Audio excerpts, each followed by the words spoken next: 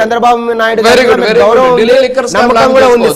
Enforcement directorate Delhi liquor scam లాగా చేయకుండా నిజంగా వాస్తవాలు ఉంటే వాస్తవాలు బయట తీసే ప్రయత్నం చేయండి. ఎన్డీఏని అందరూ కూడా అప్రిషియేట్ చేస్తారు. మళ్ళీ వస్తాను మీ దగ్గరికి. ఒక్క నిమిషం రామారావు గారు, మీకు ఒక చిన్న డాక్యుమెంట్, ఇది వచ్చేసి ఎన్ఫోర్స్మెంట్ డైరెక్టరేట్. నేను తయారు చేసింది కాదు, నేను స్పృహలో ఉండి చెబుతున్నటువంటి మాటలు ఇవి. నేను తయారు చేసింది కాదు, ఎన్ఫోర్స్మెంట్ డైరెక్టరేట్ ఇచ్చినటువంటి ఒక ప్రెస్ నోట్ నేను మీకు చూపిస్తా. పీసర్ ఒకసారి ఆ ప్రెస్ నోట్ చూపించండి.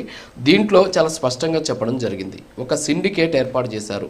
ప్రొక్యూర్మెంటు సరఫరా యంత్రాంగాలను తారుమారు చేయడం ద్వారా ఒక సిండికేట్ ద్వారా నెలకి 100 కోట్ల రూపాయల అక్రమ ఆదాయాలను ఆర్జించిందని చెప్పేసి, దీనివల్ల ప్రభుత్వ ఖజానాకి నష్టం వాటిల్లని చెప్పేసి ఎన్ఫోర్స్మెంట్ డైరెక్టరేట్ ఇచ్చినటువంటి వివరాలు ఇవి.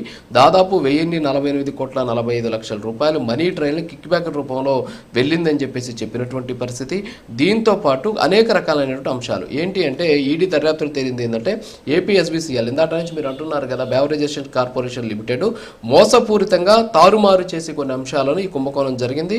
దాదాపు 3500 కోట్ల అక్రమాలు జరిగాయి. ఇందులో సిండికేట్ సభ్యులుగా ఉన్నటువంటి వాళ్ళని మనీ లాండరింగ్ ద్వారా డబ్బులు పంపిణీ చేసుకున్నారు. కేసిరెడ్డి రాజశేఖర్ రెడ్డి, బూనేటి చాణక్య, ముప్పిడి అవినాష్ రెడ్డి, తుక్కేకుల ఈశ్వర్ కిరణ్ కుమార్ రెడ్డి, పైలా దిలీప్, సైఫ్ అహ్మద్, అలాగే మరికొంతమంది చేరి 3500 కోట్ల రూపాయల కిక్ బ్యాక్లు వచ్చాయి.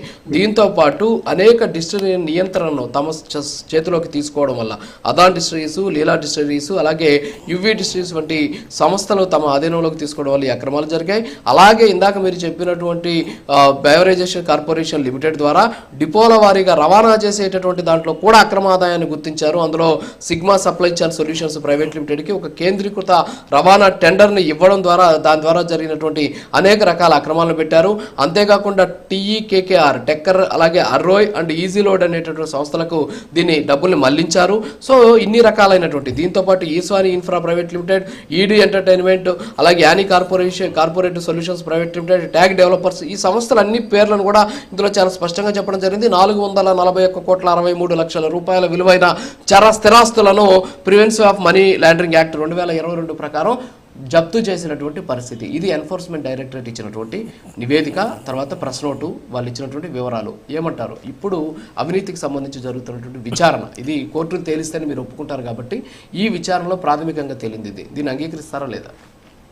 ఒకటి సార్ రాజు గారు, ఎన్ఫోర్స్మెంట్ డైరెక్టరేట్ నివేదిక అదేం గజెట్ కాదండి. ఇక్కడ సిట్ లో చంద్రబాబు నాయుడు గారికి అనుకూలమైనటువంటి వివాదాస్పద అధికారులు ఏదైతే సుబ్బారాయుడు గారు, శ్రీహర్ లాంటి వాళ్ళు 4-5 నియమించి వాళ్ళు చేసినటువంటి రిపోర్టును బేస్ చేసుకుని ఈడీ ఉదాహరిస్తూ చేసిటువంటి అంశం మీరు చెప్పిందంతా కూడా సిట్ ఆరోపణ, సిట్ అభియోగం తప్ప న్యాయస్థానాల్లో ఉన్నటువంటి ప్రభుత్వం యొక్క